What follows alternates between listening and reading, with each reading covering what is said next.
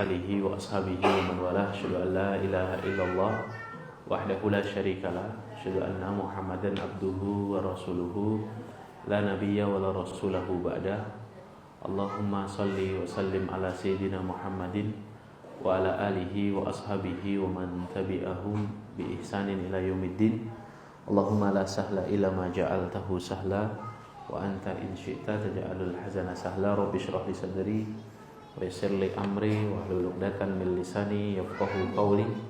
Allahumma la taj'al musibatana fi dinina wa la taj'alid dunya akbara hammina wa la mablagha ilmina.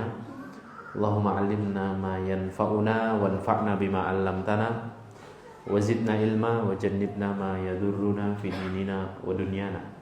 Ya arhamar rahimin, ya hayyu ya qayyum bi rahmatika nastaghith. Aslih lana syu'unana kullaha wa la takilna ila anfusina tarfata 'ainin, amma ba'du. Masyiral hadirin yang dimuliakan Allah, alhamdulillahirabbil alamin. Kita bersyukur kepada Allah Subhanahu wa taala atas limpahan nikmat dan karunia yang Allah sempurnakan untuk kita malam hari ini. Allah kembali mengizinkan kita untuk bermajlis ilmu bersama di Masjid Al-Firdaus, masjid yang kita cintai. Semoga amalan kita malam hari ini menjadi amalan yang diridhoi Allah Subhanahu wa taala, diterima oleh Allah dan mengundang rahmat Allah Subhanahu wa taala dalam kehidupan kita. Dan semoga salawat dan salam senantiasa tercurah limpahkan untuk Nabiullah Muhammad sallallahu alaihi wasallam, para keluarga, para sahabat, para tabi'in, para tabi'ut tabi'in, dan orang-orang yang senantiasa istiqomah di atas jalan kebenaran. Ma'asyiral hadirin yang dimuliakan Allah, kita akan melanjutkan pembahasan kitab Matan Safinatun Najah. Terakhir kita membahas sampai faslun fi raf'il yadain inda takbir. Fasal mengangkat kedua tangan ketika bertakbir. Kita ulang sedikit. Yusannu raf'ul yadain fi arba'ati mawadhi'a. Disunnahkan mengangkat kedua tangan dalam 4 keadaan atau 4 posisi. Yang pertama, inda takbiratul ihram, saat takbiratul ihram. Yang kedua, wa indar ruku'i, saat ruku', saat mau menuju ruku'.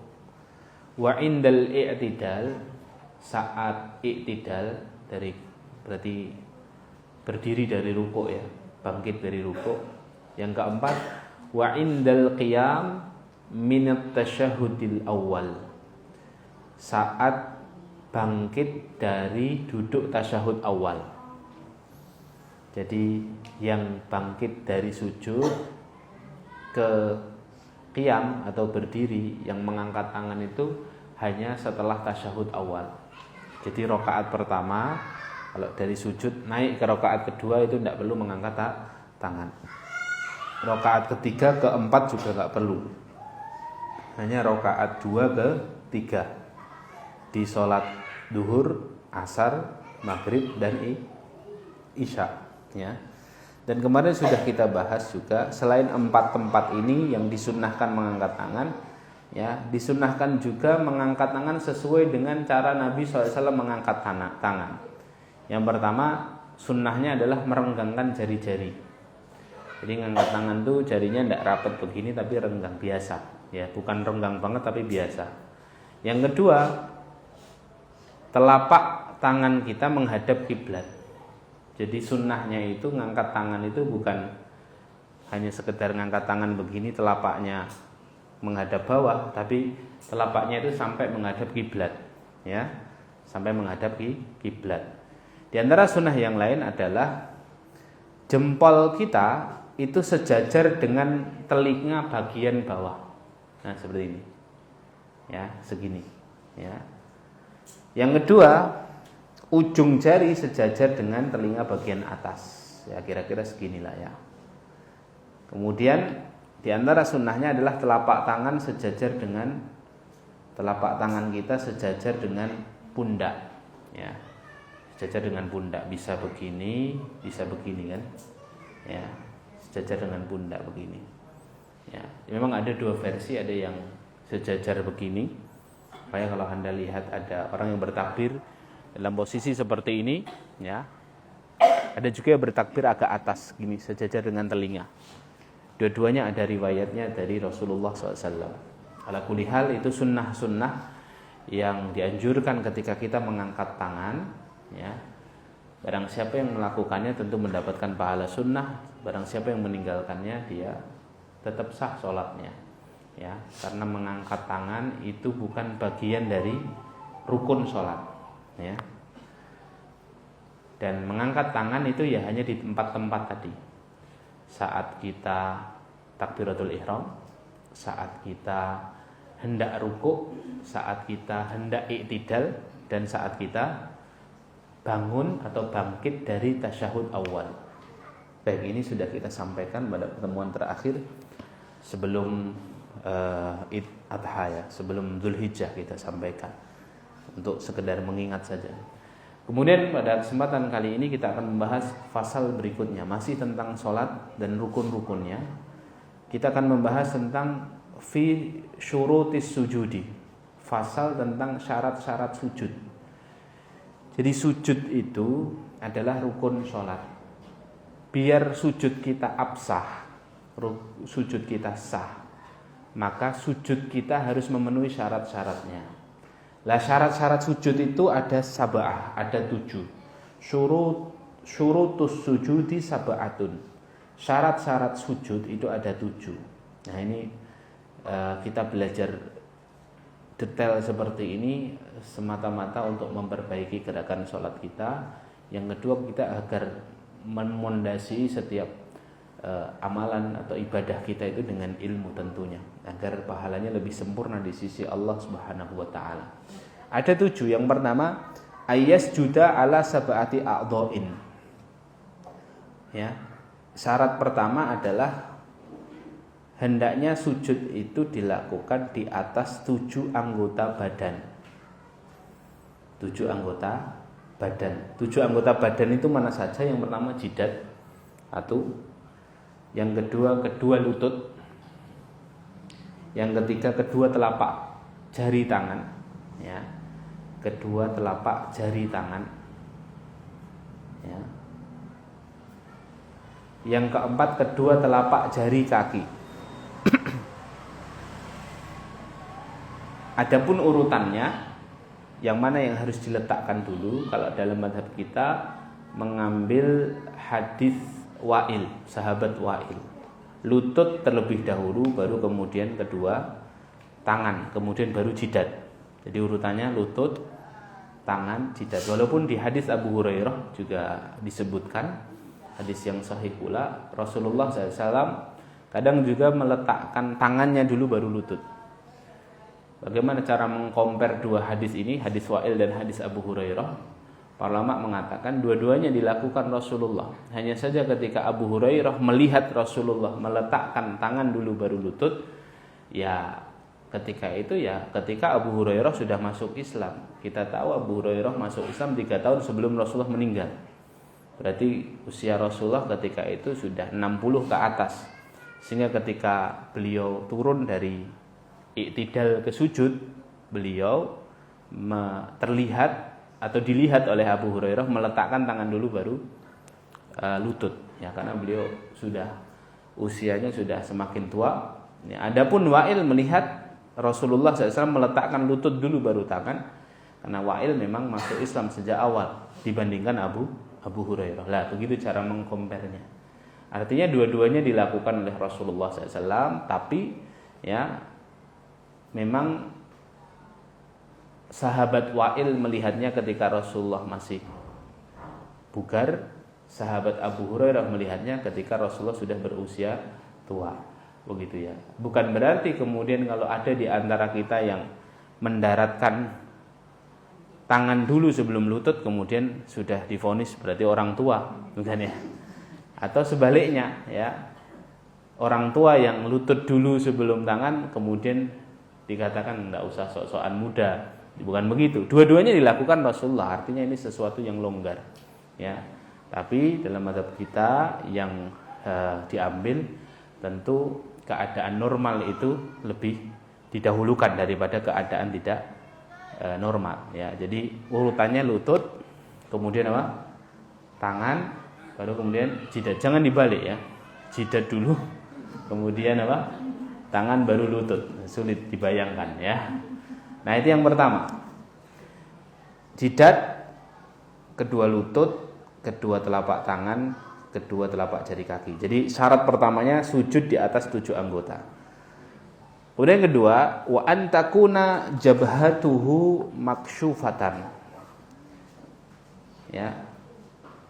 Hendaknya jidat orang yang bersujud itu dalam keadaan maksyufah. Maksyufah itu terbuka. Yang dimaksud definisi terbuka di sini adalah sebagian jidatnya harus menyentuh tempat sujud. Sebagian jidat. Artinya tidak boleh seluruh jidat ini dalam keadaan apa? Terhalangi dari tempat sujud. Jadi kalau pakai peci yang seperti ini, nah ini kan menghalangi semua bagian jidat. Kalau kita sujud dalam kondisi seperti ini tidak sah sujudnya. Ya, jadi harus dibuka sedikit atau malah dibuka seluruhnya ketika dalam sholat. Nanti kalau sudah sholat dibenarkan lagi seperti ini ya. Jadi sunnah menggunakan peci itu dalam rangka menutup rambut ya. Jadi Rasulullah SAW menggunakan imamah, menggunakan peci itu sunnahnya menutup rambutnya. Jadi bukan sunnahnya menggunakan imamahnya atau imamah itu surban itu ya. Ya, bukan sunnahnya menggunakan kupluk nasional, peci nasional atau kupluk putih atau jenis peci yang lain. Makanya kita lihat kaum muslimin di berbagai negara punya pecinya sendiri-sendiri kan. Punya cara menutup rambutnya sendiri-sendiri. Karena sunnahnya di taqdiyatus sya'rnya, di menutup rambutnya. Ya. Lah adapun sholat tetap kita harus tahu bahwa sebagian dari jidat ini harus menempel di tempat sujud. Baik, itu yang kedua. Kemudian yang ketiga, at-tahamulu bi ra'sihi. Menahan dengan kepalanya. Saat sujud, seorang yang bersujud itu menahan. Jadi maksudnya menahan dengan kepalanya itu apa? Pusat beratnya itu ada di kepala, ya. Jadi pusat berat ada di kepala. Jadi semi menekan gitu ya di tempat sujudnya. Ya. Jadi dia memusatkan beratnya ada di kepalanya, ya. Jadi bukan sekedar menahan di tangan dan di kaki kemudian kepalanya hanya ngambang begitu, bukan, tapi kepala itu juga termasuk bagian pusat berat. Itu yang ketiga. Kemudian yang keempat, wa adamul huwiyyi li ghairihi. Tidak ada niatan lain selain untuk bersujud, atau tidak ada keinginan lain selain bersujud. Ketika sujud itu niatnya sujud, bukan untuk ngantuk, bukan untuk kesempatan tidur. Kalau kemudian kita sholat sujud kok lega karena ada waktu sebentar buat merem, nah ini langsung tidak sah sholatnya. Niatnya memang untuk sujud. Sujud itu ya menghamba kepada Allah Subhanahu wa taala, merendah di hadapan Allah. Sujud. Ya, bukan untuk apa? Alhamdulillah ada, ya pas raweh panjang dia, alhamdulillah ada kesempatan sujud terus merem sedelok lah. Lah ini langsung batal sholatnya, ya, karena apa? Tidak memenuhi syarat sujud. Kemudian yang kelima, nah ini yang dulu sempat viral ya di media sosial, wa alla yasjuda ala syai'in yataharraku biharakatihi. Ya. Tidak bersujud di atas sesuatu yang ikut bergerak karena gerakannya. Jadi kita tidak boleh bersujud di atas benda yang bergerak, yang bergeraknya itu karena gerakan kita. Kalau dulu dicontohkan seperti apa? Rukuhnya ibu-ibu itu. Ibu-ibu tidak boleh bersujud di atas kain rukuhnya. Jadi misalnya ini kan rukuh kan agak lebar tuh, terus kan lampir di sini, terus dengan rukuh sujud di atas rukuh ini tidak sah sujudnya. Begitu juga bapak-bapak jika menggunakan sorban, ketika sorban itu dikenakan, kemudian ketika sujud Anda bersujud di atas surban yang Anda kenakan, maka tidak sah. Ya, tidak memenuhi syarat. Kecuali kalau sebelum sholat surban dilepas. Ya, surban dilepas, kemudian memang dijadikan sajadah. Lah ini beda cerita. Ya. Karena syaratnya itu alla yasjuda ala syai'in yataharrak biharakatihi, yang bergerak dengan gerakan si orang yang sujud. Ya, ini hati-hati ya untuk yang syarat yang kelima ini. Kemudian yang keenam, wartifa'u asafilihi ala a'alaihi. Ya. Posisi kepala harus lebih rendah daripada kedua pantat. Ya, a'alaihi itu ya posisinya itu kepala harus lebih rendah. Jadi kita tidak boleh mensejajarkan posisi pantat kita itu, tidak kita angkat tapi malah kita turunkan, itu tidak boleh. Ya, jadi harus memang kondisi orang yang bersujud ya. Jadi kepala harus lebih rendah daripada pantat. Kemudian yang ketujuh, wa tuma'ninatu fi, ya, tuma'ninah dalam bersujud ya. Tuma'ninah itu, kadar tuma'ninah itu sekali membaca kalimat subhanallah ya. Tidak boleh lebih kurang daripada itu. Jadi sujud cuman set naik lagi itu enggak boleh ya. Jadi duduk sujud tenang baca subhanallah, kemudian baru boleh. Ya, doanya seperti yang sudah kita hafal ya. Subhanallah, subhana rabbiyal a'la wa bihamdi. Ya, berapa kali Ustaz? Minimal 1 kali, 3 kali itu sunnah. Ya. Membaca doa 3 kali itu disunnahkan demikian. Ya. Jadi catatannya yang di antara yang paling penting saya kira yang poin nomor 2, jidat harus dalam kondisi sebagian terbuka, atau dan juga poin yang nomor 5 tadi ya. Itu yang mungkin sebagian kita ada yang belum tahu. Ya, ini harus diperhatikan dengan teliti. Baik, itu fasal tentang syarat sujud. Berikutnya masih tentang seputar sujud, faslun fi a'dha'is sujudi. Fasal tentang anggota sujud. Ini sudah kita bahas tadi ya. Anggota sujud ada 7. 1 jidat, 2 butunu asabi'il kaffain ya, telapak jari tangan. Jadi enggak telapak tangannya, hanya telapak jari tangan saja begini ya. Kemudian warrukbatani, 2 lutut, wa butunu asabi'ir rijlain, kedua telapak jari kaki. Telapak jari kaki itu bukan telapak kaki ya, tapi telapak jari kaki, paham ya? Ini kita percepat, sudah selesai. Kemudian fasal berikutnya fi tasdidati tasyahud. Fasal tentang tasdid dalam bacaan tasyahud. Kenapa ini dibahas oleh muallif, oleh penulis? Karena tasyahud itu adalah rukun dari salat. Makanya tasdidnya di mana saja dibahas oleh beliau. Tasyahud itu tasdidnya, tasdid itu syaddah itu loh. Ya, itu ada 21 titik. Ya. Yang pertama adalah at-tahiyyatu. Di situ ada 2 titik. At-tahiyyatu, tasdidnya ada di huruf apa? Ta sama ya. At-tahiyyatu, kan? At-tahiyyatu. Ta sama ya, 2. Ya. At-tahiyyatul mubarakatus salawatu. Ada 1 titik di situ.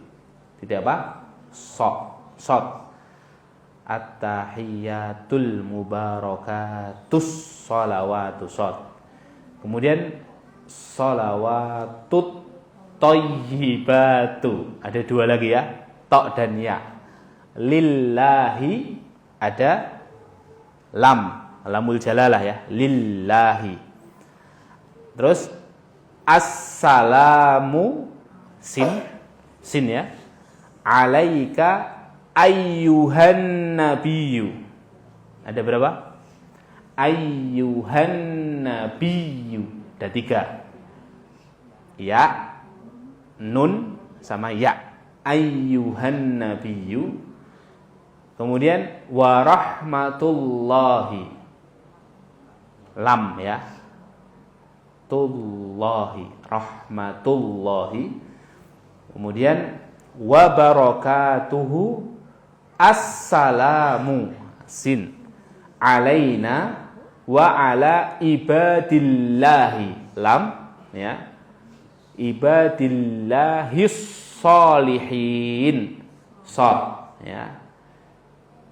Ya, jadi at-tahiyat itu sampai tasyahud ya. Disebut bacaan at-tahiyat itu dari kata at-tahiyatul mubarakah atau at-tahiyatulillah. Itu yang pendek, boleh juga ya. Atau apa? Bukan atau at-tahiyat kemudian assalamu alayka, assalamu alayna, terus tasyahud ya. Asyhadu alla ilaha. Di situ ada lam alif ya, alla ilaha ya, itu termasuk apa? Syaddah ada di situ. Illallah, illallah ada di lam illa dan lam Allah, itu dua tasyahud, tasydid afwan, dua tasydid. Kemudian wa asyhadu an ya, wa asyhadu anna, nunnya ada tasydid, Muhammadan, mimnya ada tasydid ya, Rasulullahi, lamnya ada tasydid ya, alamim. Kemudian asyhadu anna Muhammad Rasulullah, sudah selesai sampai situ saja ya. Jadi kesemuanya itu tasydidnya harus tepat karena ini bacaan tasyahud rukun. Jadi ketika kita membaca tasyahud tidak boleh belepotan karena ini termasuk rukun qauliyah. Rukun qauliyah dalam sholat itu satu al-fatihah, fatihahnya harus benar bacaannya. Yang kedua tasyahud, yang ketiga apa? Sholawat ya, sholawat. Itu ini dimasukkan, saya kira ini pembahasan yang insyaallah kita lewatkan saja. Kemudian sholawat juga fi tasdidatis sholati ala nabi, karena ini juga masuk rukun sholat, maka dirinci sama beliau. Tasdidatu aqallis sholati ala nabi arbaun. Tasdid minimal dalam sholawat kepada nabi ada 4 titik. Yang pertama Allahumma, ada di mana tuh? Lam sama mim. Allahumma ya. Kemudian apa? Sholli, lam, ala Muhammadin, mim, dah. Jadi Allahumma sholli ala Muhammad titik, itu sudah rukunnya terpenuhi. Tapi kalau mau dilanjutkan ya wa ala ali Muhammad, kemudian dilanjutkan kalau mau sempurna sholawat Ibrahimiyah dia. Kama shallaita ala Ibrahim wa ala ali Ibrahim wa barik ala Muhammad wa ala ali Muhammad fil alamin innaka Hamidum Majid. Kemudian saya kurang tadi ya. Rukun yang qauliyah itu ada 4. 1 al-fatihah, 2 tasyahud, 3 salawat, yang keempat apa? Salam ya. Salam itu kan qauliyah, salam yang kanan, kalau yang kiri sunnah ya. Jadi salam yang rukun sholat itu yang kanan. Kalau panjenengan sudah salam ke kanan, assalamu alaikum, di situ ada tasydid berapa ya, assalamualaikum, sin saja, assalamualaikum, lah itu sah sholatnya ya. Jadi kalau misalnya mohon maaf kalau ada di antara kita yang sudah mau keluar angin dari tubuhnya, buang angin ya, kentut, lah ketika at-tahiyat pertama atau ketika salam ke kanan, setelah salam kok kemudian keluar angin, maka sudah sah sholatnya karena itu rukun terakhir sebelum selesai semua ritual sholat ya. Tapi kalau buang anginnya sebelum ke kanan, belum sah sholatnya ya. Nah ini salam juga dibahas ya, Allahu a'lam bishawab. Saya kira itu bukan pembahasan yang terlalu berat, jadi tidak ada penjelasan lebih. Yang penting ketika bacaan di 4 titik rukun qauliyah tadi, rukun perkataan itu kita harus perbaiki bacaannya dengan baik dan benar ya. Boleh dites nanti ke ustadz atau ustazahnya, ya, Ustadz saya ingin baca tasyahud, coba disimak tasyahud saya, titik-titik tasdidnya, panjang pendeknya sudah benar atau tidak, ya. Salam juga begitu, sholawat juga begitu. Kalau sholawat insya Allah kita tidak salah, setiap hari kita bersholawat, Allahumma sholli ala Muhammadin, ya. Baik. Kemudian pasal berikutnya, fi awqatis sholati, karena di antara syarat sah sholat harus ada di waktunya. Sholat kita harus ada di dalam waktunya. Sebagaimana firman Allah, inna sholata kanat alal mu'minina kitabam mauquta. Sesungguhnya sholat diwajibkan atas orang-orang beriman dengan waktu yang telah ditentukan. Mauquta di sini ai muhaddadatul awqat, ya. Jadi waktunya sudah tertentu. Nah, waktu sholat itu dijelaskan oleh para ulama dari hadis Nabi SAW. Awqatus sholati khamsatun. Waktu sholat itu ada 5. Ya, karena sholatnya ada 5, ya, waktu sholatnya ada 5. Awal waktu zuhur, awal waktu zuhur, dari waktu zuhur dulu. Zuhur itu disebut sholat zuhur. Dan kenapa di sini selalu di kitab-kitab fikih selalu sholat zuhur dibahas dulu sebelum sholat subuh? Karena hadirin muliakan Allah, sholat yang pertama kali disyariatkan itu sholat zuhur. Jadi ketika sholat 5 waktu itu disyariatkan, yang pertama kali dilaksanakan oleh kaum muslimin, Rasulullah dan para sahabat itu sholat zuhur. Jadi yang pertama kali muncul, zuharo itu kan artinya muncul, ya, adalah sholat zuhur. Atau zuhur itu dari kata zahirah. Zahirah itu apa? Sholat yang dikerjakan di waktu-waktu yang nampak. Kan siang hari kan semua orang nampak, lah itu waktu zuhur, ya. Awal waktu zuhur, awal waktu sholat zuhur adalah zawalus syamsi, ya, ketika matahari telah tergelincir. Jadi tergelincir ke arah barat, sudah condong sedikit ke arah barat. Nah, disitulah kemudian waktu zuhur. Kalau masih di atas kepala tepat, maka belum waktu zuhur. Kemudian wa akhiruhu, dan akhir salat zuhur adalah masiru dhilli syai'i mithlahu ghaira dhillil istiwa. Akhir waktu zuhur adalah jika bayang-bayang sesuatu seukuran dengan bendanya. Jadi kalau kita letakkan tongkat, ya, sepanjang 1 meter, maka bendanya juga seukuran dengan itu, tidak lebih panjang dan tidak lebih pendek, ya. Lah itu kalau sampai panjangnya sama, berarti waktu zuhur sudah batasnya sampai situ.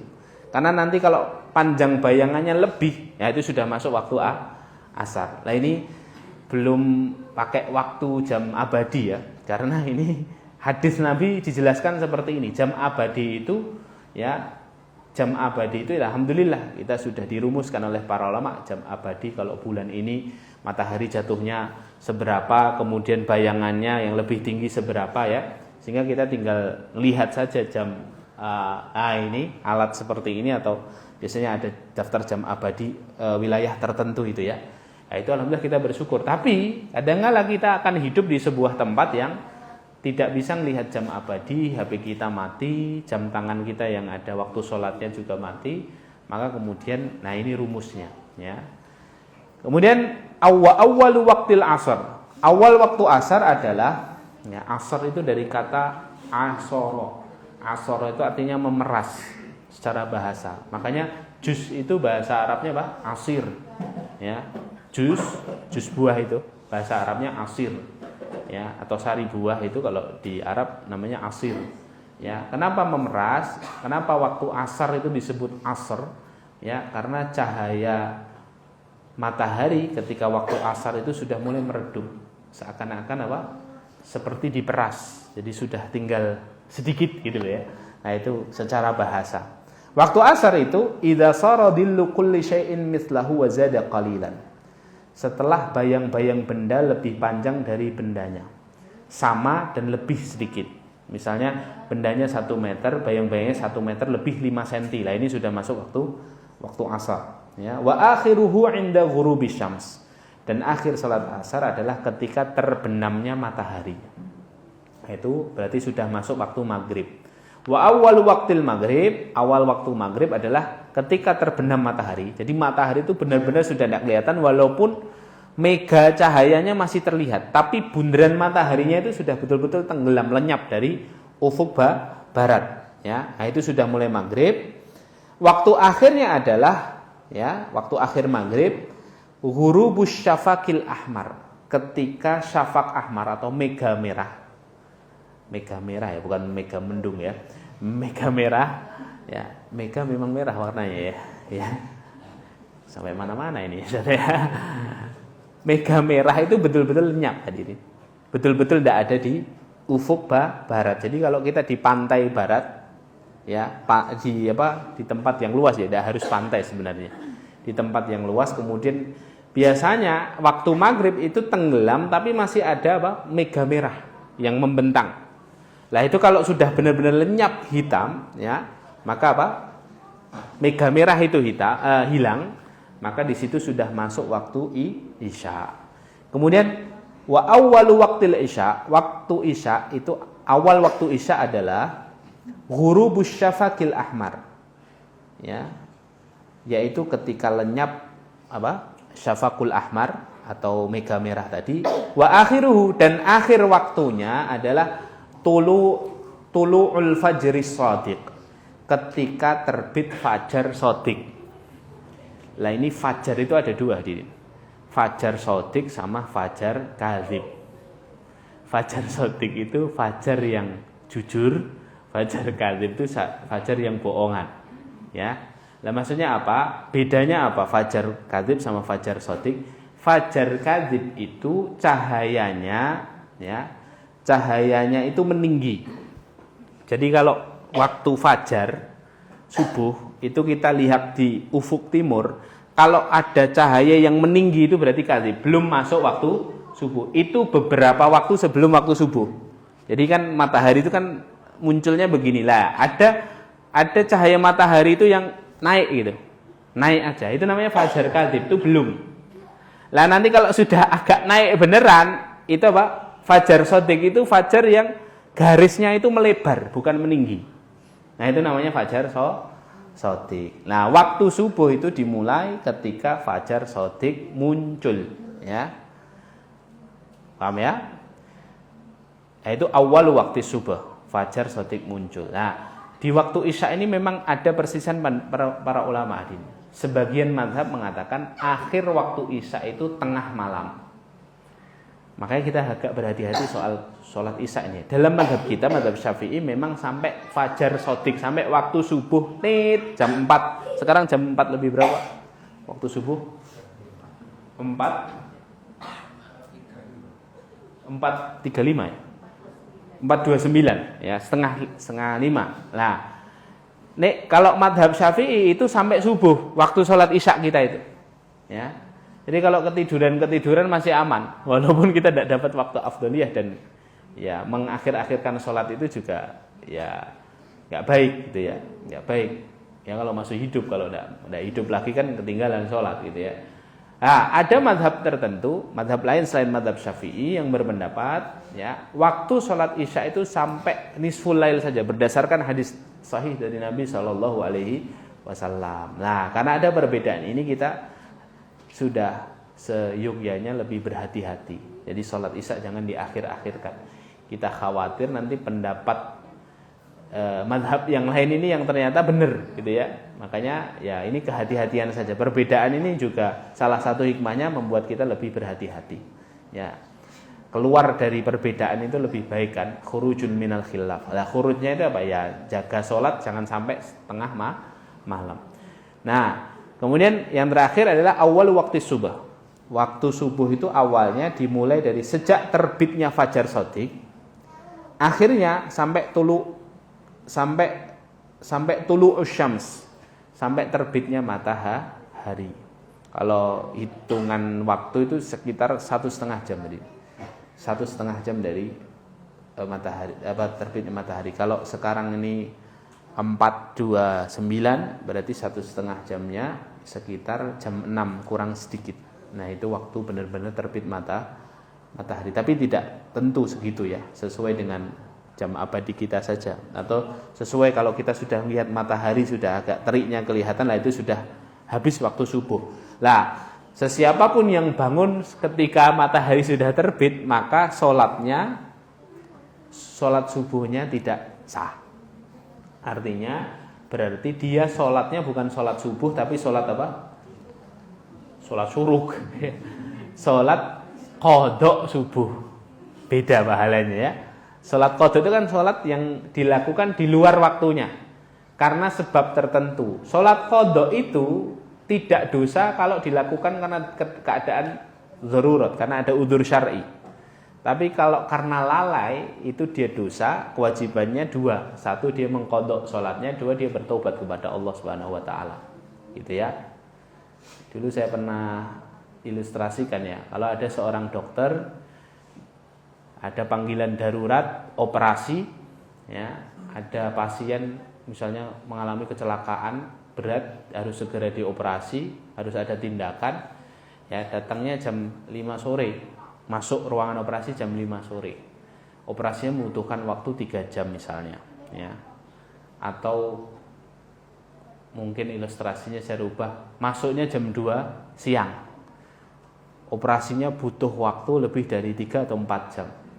2, 3, 4, 5, 6 sudah masuk waktu maghrib lah. Misalnya begitu. Berarti dia kan ketinggalan sholat asar. Nah, sholat asar kan nggak bisa ditakhir sama maghrib, atau tidak bisa ditakhir sama isya. Maka berarti dia sudah kehilangan sholat asar. Dalam kondisi seperti itu dia wajib apa? Mengqodok. Qodoknya kapan? Qodok kapan saja. Kalau qodok itu tidak ada kaidah waktunya. Qodok itu semakin cepat, semakin segera, semakin baik. Karena utang kan qodok itu. Qodok itu kan hutang. Bayarnya semakin segera semakin baik, apalagi hutangnya sama Allah. Ya, hutang sama manusia aja lebih cepat lebih baik, apalagi sama Allah. Lah, dia niatkan sholat asar yang dia tinggal 4 rakaat itu sebagai sholat qodok asar. Nah, yang kondisi dokter seperti ini, dia meninggalkan sholat asar bukan karena lalai, karena kondisinya darurah, memang ada udzur syar'i menyelamatkan nyawa. Nah, beda ceritanya apabila ada orang yang kemudian lalai. Sudah jelas jam 2:30, kondisi normal, dia sengaja tidur, ya. Sengaja tidur, tidak sholat dulu, ya, dia tahu bentar lagi asar, tak tidur sih. Tidur kemudian ngebleng tidurnya, bangun-bangun sebelum isya gitu ya. Jadi apa? Asarnya nggak dapat, maghribnya sudah hampir hilang. Nah, dalam kondisi seperti ini, orang ini berarti meninggalkan sholat secara lalai. Kalau lalai berarti dosa kan? Maka kewajiban dia, satu, bertobat kepada Allah, dua, tetap mengqodok sholatnya, sholat asar yang dia tinggalkan. Ya. Nah itu, ada 2 kondisi seperti itu. Wallahu a'lam bishawab. Kemudian hadirin dimuliakan Allah, kita masuk fasal terakhir pada kesempatan kali ini. Ini fasal yang juga penting untuk dibahas. Baru setelah ini kalau ada waktu kita tanya jawab. Faslun fi awqatil lati tahrumu fiha sholatu. Fasal tentang waktu-waktu yang dilarang melaksanakan sholat sunnah. Jadi ada waktu-waktu yang dilarang Rasulullah untuk melaksanakan sholat sunnah. Yang namanya haram, tahrum, berarti apa? Kalau dilakukan tidak sah. Ya, haram di sini maksudnya tidak sah, bukan dosa ya. Karena haram itu ada yang kalau dikerjakan dosa, tapi kalau bahasa fikih tahrumu itu kadang-kadang artinya apa? Tidak sah. Jadi kalau kita sholat itu tidak dapat pahala sama sekali, dan tidak sah. Tidak sah itu tidak diterima sama Allah. Ya. Tahrumus sholatul lati laisa laha sababun muttaqaddimun wala muqarinun fi khamsati awqat. Diharamkan ya, salat yang tidak memiliki sebab yang mendahului atau sebab yang menyertai pada 5 waktu ya. Jadi salat sunnah yang diharamkan atau tidak sah hukumnya itu yang satu, tidak memiliki sebab yang mendahului atau sebab yang membersamai. Jadi sholat sunnah itu hadirin ada 3 jenis. Satu, sebabnya mendahului. Jadi ada sebabnya dulu baru sholat.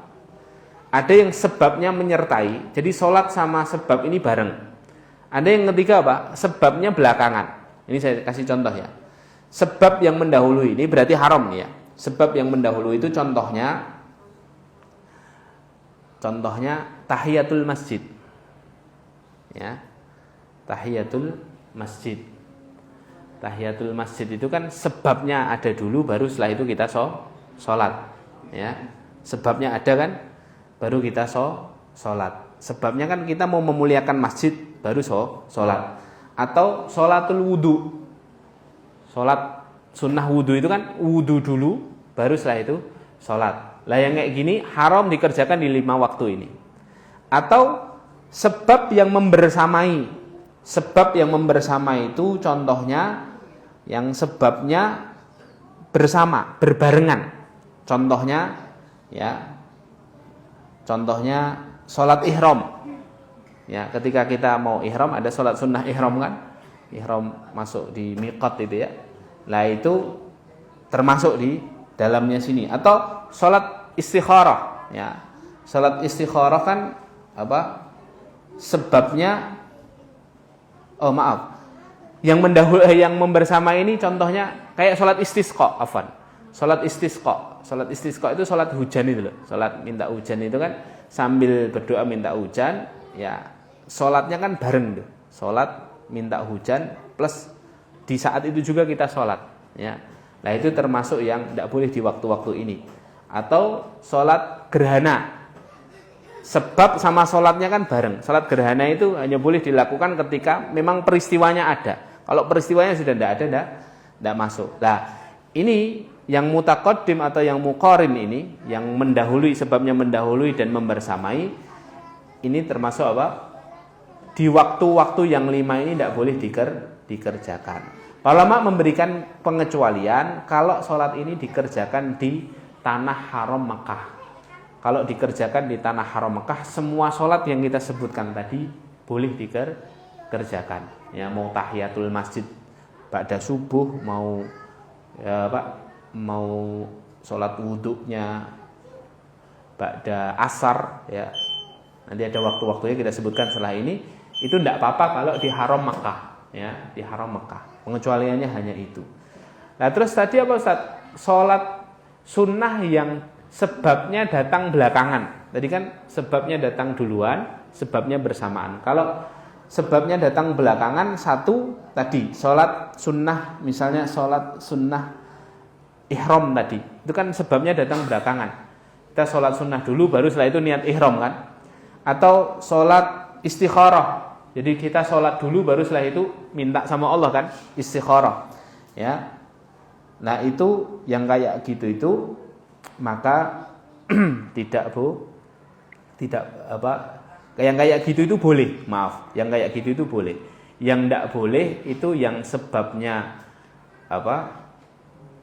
sebabnya dahulu dan yang bersamaan. Ya. Jadi yang tidak boleh itu, saya ulangi lagi ya. Saya baca lagi ulang. Tahrumus sholatul lati laisa laha sababun mutaqaddimun wala muqarinun. Diharamkan sholat yang tidak memiliki sebab yang mendahului dan sebab menyertai. Afwan. Yang sebab mendahului dan menyertai yang boleh. Yang tidak boleh itu yang sebabnya datang belakangan dan yang tidak ada sebabnya. Tidak ada sebabnya itu berarti sholat sunnah apa? Mutlak. Sholat sunnah mutlak tak boleh. Jadi ringkasnya sebenarnya di waktu-waktu ini selama sholat sunnahnya itu ada sebabnya, selain sebab yang datang belakangan, ya maka tidak boleh. Jadi yang tidak boleh di waktu-waktu ini apa saja Ustaz? Satu, sebab yang datang belakangan seperti sholat ihram dan sholat istikharah. Yang kedua, yang tidak ada sebab, sholat sunnah mutlak, itu tidak boleh di waktu-waktu ini. Ya, selain itu, yang sebabnya mendahului dan sebabnya membersamai boleh. Tadi saya kembali menjelaskan. Ya, nah, kapan 5 waktu ini? Yang pertama, inda tulu'i syamsi hatta tartafi qadra ramhin. Ya, saat matahari terbit hingga naik setinggi ujung tombak. Ya, saat matahari terbit hingga naik setinggi ujung tombak. Maksudnya apa? Saat matahari terbit hingga naik seujung tombak itu maksudnya ya dari sholat subuh sampai matahari terbit. Betul-betul matahari sudah terbit, lah itu baru boleh sholat sunnah mutlak maupun sholat sunnah yang sebabnya belakangan tadi. Kemudian yang kedua, indal istiwa fi ghairi yaumil jum'ah hatta tazul. Ya. Yang kedua, ketika matahari berada di atas kepala sampai tergelincir. Berarti sebelum waktu duhur itu tidak boleh. Kalau seandainya sekarang duhurnya 11:30, maka jam-jam 11:04 itu sudah tidak boleh sholat sunnah mutlak kecuali hari Jumat. Nah hari Jumat kan ada sunnah sambil nunggu khotib datang ya, kecuali hari Jumat. Kemudian yang ketiga, indal isfirari hatta taghruba. Yang ketiga adalah ketika matahari menguning sampai matahari terbenam. Yaitu setelah sholat asar sampai matahari terbenam. Ya. Lah 3 poin pertama ini ya terkait dengan waktunya. Adapun 2 poin yang berikutnya kan 5 kan semuanya terkait dengan sholatnya. Yang keempat dan kelima dirinci lagi oleh penulis. Wa ba'da sholati subuh hatta tatlu asyams. Bahasa lainnya setelah sholat subuh, misalnya panjenengan sholat subuhnya jam 5, terlambat setengah jam. Nah, setelah sholat subuh sampai terbit matahari itu tidak boleh ada sholat sunnah mutlak. Ya. Yang kedua, wa ba'da sholatil asar hatta taghrub. Setelah sholat asar, selesai sholat asar, misalnya kita sholat asarnya agak terlambat karena sebab tertentu, sholat asar 4:30. Dari 4:30 sampai terbenam matahari itu tidak ada sholat sunnah lainnya. Ya. Sholat sunnah apa yang dilarang ini? Sekali lagi, sholat sunnah mutlak yang tanpa sebab, atau sholat sunnah yang sebabnya datang setelahnya. Adapun sholat sunnah yang datangnya sebelumnya dan sholat sunnah yang datangnya sebabnya datang bersamaan dengan sholatnya itu boleh. Ya, ringkasnya semua sholat sunnah yang ada sebabnya, baik sebabnya datang belakangan atau berbarengan, itu boleh dikerjakan di 3 waktu itu. Sebelum terbit matahari, sebelum terbenam matahari, sama ketika matahari ada di atas kepala sampai waktu duhur tiba, gitu ya. Jadi kalau misalnya kita, ini kasusnya biasanya kalau kita masuk raudhah tuh. Ya. Kalau kita umroh di Madinah biasanya kita dapat kesempatan jadwal masuk raudhah. Ketika masuk raudhah, kita masuknya ba'da asar, dapat jatahnya ba'da asar sampai maghrib. Nah, di raudhah ini ngapain nih? Kan sholat sunnah tidak boleh. Yang tidak boleh hanya sholat sunnah mutlak. Ya, sholat sunnah tanpa sebab. Jadi untuk ngisi waktu tok, sholat sunnah 2 rakaat. Kalau kita sholat sunnahnya karena ada sebabnya, contohnya apa? Sholat hajat, karena ada hajat dulu baru sholat toh. Sholat taubat, kan ada kesalahan dulu baru kemudian sholat, nah itu bisa. Ya, nah bisa diniatkan dengan 2 sholat itu, sholat hajat atau sholat sholat taubat itu boleh. Ya, jadi itu juga dibahas oleh para ulama tentang waktu-waktu yang diharamkan untuk mengerjakan sholat sunnah.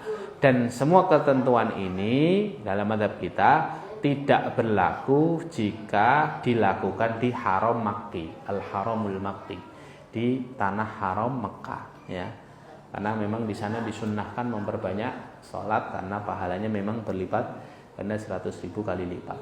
Wallahu a'lam bishawab. Sampai sini dulu mungkin ya dari penjelasan kami.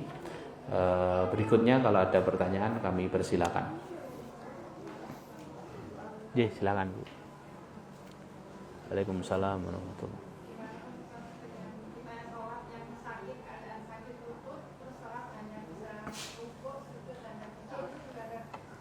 Iya, sholat dalam keadaan yang tidak semestinya atau mungkin ada uzur sakit, itu sah sholatnya sesuai dengan uzurnya, ya, dengan prinsip firman Allah, fattaqullaha mastata'tum, bertakwalah kepada Allah semampumu. Jadi kalau berdiri masih bisa, tetap harus berdiri. Kecuali kalau tidak mampunya di berdiri, di rukuk dan di sujud, berarti harus duduk semua. Tapi kalau misalnya berdirinya masih mampu, artinya berdiri dengan rukun berdiri, ya, rukun minimal itu kan Al-Fatihah. Al-Fatihah masih mampu, dia berdiri. Lah rukuknya tidak mampu, misalnya kondisi lutut atau kondisi tulang belakangnya sakit misalnya, atau pinggangnya, maka saat setelah berdiri dia duduk dengan isyarat rukuk semampunya. Baru kemudian ketika i'tidal, sami Allahu liman hamidah, kok dia mampu, berarti dia harus berdiri lagi, ya. Nah kemudian sujud dia tidak mampu karena sakit di bagian tubuh tertentu, maka dia sujud dengan duduk dengan posisi menunduk lebih rendah daripada posisi rukuk, ya. Kalau rukuknya segini, ya sujudnya segini, seperti itu. Nah nanti duduknya mampu, maka dia duduk di bawah kalau mampu. Kalau tidak mampu, ya tetap duduk begini dengan isyarat duduk semampunya, begitu ya. Jadi yang digantikan atau yang dikerjakan tidak sesuai dengan gerakannya itu yang tidak mampu saja, gitu nih. Allah alam. Ada lagi? Silakan Pak. Apa Pak? Hidung tidak termasuk anggota sujud. Hanya saja, ya, biasanya kalau jidat itu kita tempelkan secara sempurna, maka hidung nempel, ya. Tapi tidak semua hidung seperti itu, karena ada hidung yang mancung ke dalam, Pak, ya. Nah itu tidak bisa dipaksakan. Ada yang mancung keluar, ada yang mancung ke dalam, ya. Nah, begitu. Jadi tapi tidak masuk ini, tidak masuk anggota wajib sujud. Allah alam bisawab. Ada lagi? Silakan Pak.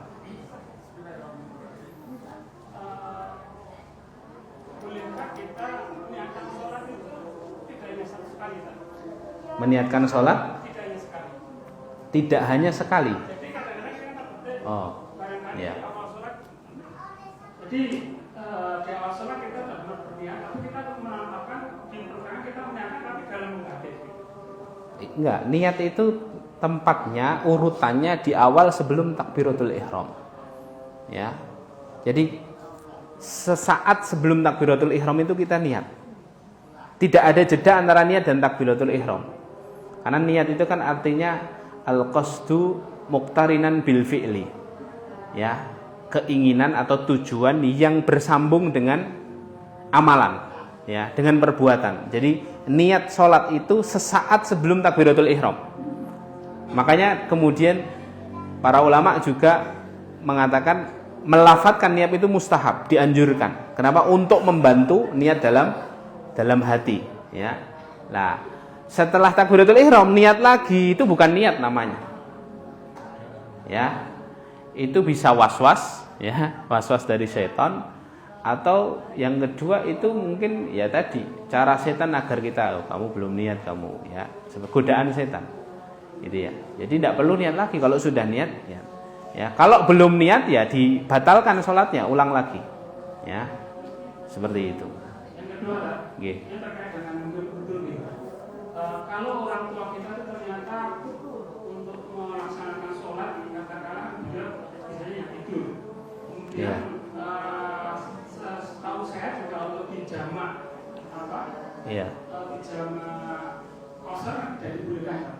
Tapi kadang sering lupa gitu. Itu gimana? Misalnya kita empat ya, jangan Pak.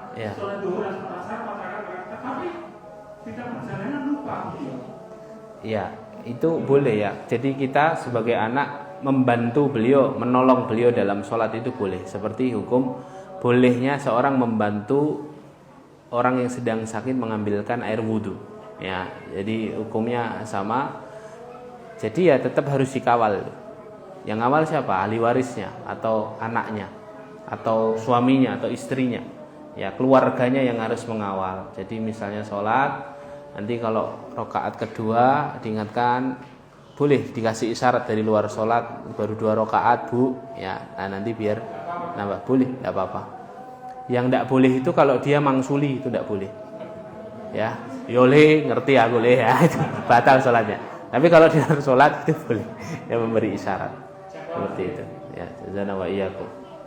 Ini ada pertanyaan nih, Pak Ustadz, apakah Nabi pernah mengerjakan sholat hajat? Pernah. Idza uzibal amru dzahaba ila shalah. Hadisnya begitu. Nabi itu kalau mengalami satu permasalahan atau pusing menghadapi satu masalah, beliau pergi sholat 2 rakaat. Nah, itu namanya sholat hajat. Gitu ya. Wallahu a'lam bishawab. Ada lagi? Nih, silakan. Dalam satu riwayat, Ali itu mengkodok sholat sunnah subuhnya di setelah subuh. Iya. Mengkodok itu tidak hanya terbatas sholat wajib ya. Sholat sunnah boleh dikodok ya. Sholat sunnah. Misalnya kita tidak sempat sholat qobliyah duhur 4 rakaat, boleh kita kodok setelah duhur. Begitu juga subuh ya. Kenapa subuh? Itu nanti hadisnya hadis takriri ya. Rasulullah tidak melarang para sahabat mengkodok sholat fajar subuh, sunnah subuh, qobliyah subuh setelah subuh ya. Karena memang kodok itu semua ibadah bisa dikodok ya, baik kodok sunnah maupun kodok wajib. Jadi boleh ya. Begitu juga misalnya kita tidak sempat witir ya. Syekh bin Baz mengatakan kalau kita bangun sudah adzan subuh tidak sempat witir, maka witir kita boleh diganti di waktu duha tapi digenapkan rakaatnya. Kalau biasanya witir 3 rakaat ya, nanti di waktu duha sholat 4 rakaat. Kalau biasanya witirnya 1 rakaat, nanti di waktu duha 2 rakaat. Seperti itu. Dalam rangka mengqadha witir kita yang tertinggal. Dan begitu juga sholat-sholat sunnah yang lainnya yang sudah keluar waktunya. Kalau sholat sunnah itu dibatasi dengan waktu. Sholat sunnah yang dibatasi dengan waktu kan berarti sholat-sholat seperti sholat sunnah rawatib, kemudian sholat yang namanya sebabnya karena waktu, sholat duha, sholat qiyamul lail itu. Wallahu a'lam bishawab. Cukup? Cukup ya? Ada lagi pertanyaan? Sudah ya? Baik, barakallahu fiik. Kita cukupkan dulu. Semoga apa yang kami sampaikan dapat difahami dengan baik dan ini menjadi satu pondasi ilmu untuk saya dan untuk panjenengan semuanya. Akhiru da'wana alhamdulillahirabbil alamin. Kita tutup dengan bacaan kafaratul majlis. Alhamdulillahirabbil alamin. Subhanakallahumma bihamdika asyhadu an la ilaha illa anta astaghfiruka wa atubu ilaik. Assalamualaikum warahmatullahi wabarakatuh.